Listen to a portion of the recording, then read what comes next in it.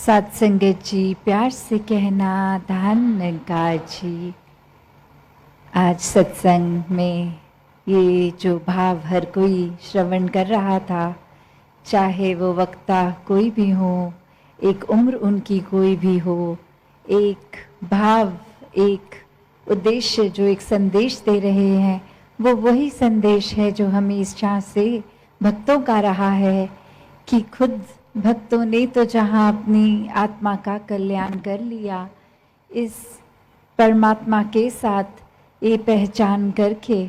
और ये जो जीवन में फिर ये एक आनंद की अवस्था, भक्तिमय जीवन की, और वही चाहत कि हर एक तक फिर ये रोशनी पहुँचे। तो वही भाव आज भी जो बार बार संदेश सुन रहे थे कि इस जीवन को व्यर्थ ना गवाओ, इस जीवन में जो करने आए हैं वो उद्देश्य, उसको एक पूरा कर लें, इस परमात्मा को जान के अपनी असल पहचान कर लें। तो बात वही जो एक सार है कि ये जीवन में हमें बहुत ही एक अपनी रिस्पॉन्सिबिलिटीज़ भी हैं, एक कर्तव्यों का जहाँ पालन करना है, वहाँ एक वो करते हुए एक आध्यात्मिक पहलू, इस परमात्मा को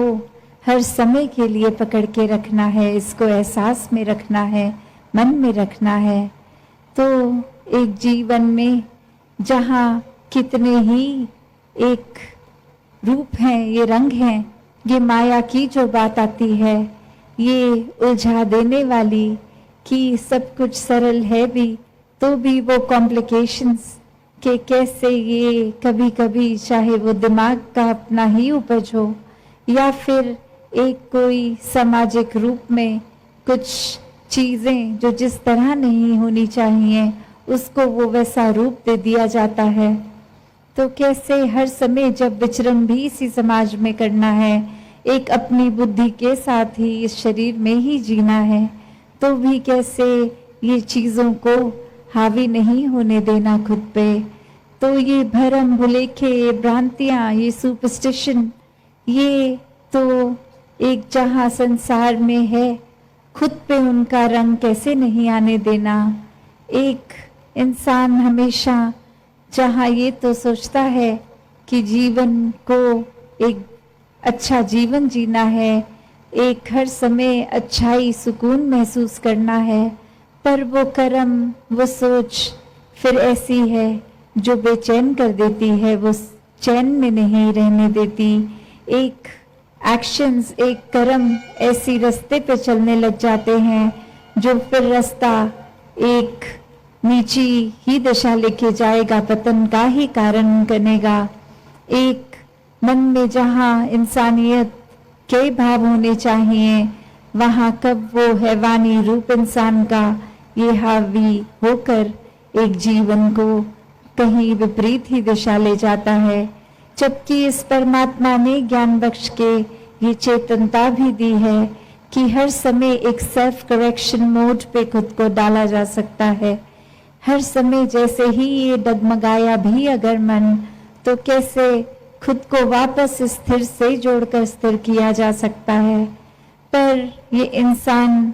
तो हर समय फिर वही बात कि एक चाहत तो है कि जीवन में उजाला आएगा, पर फिर वो उजाले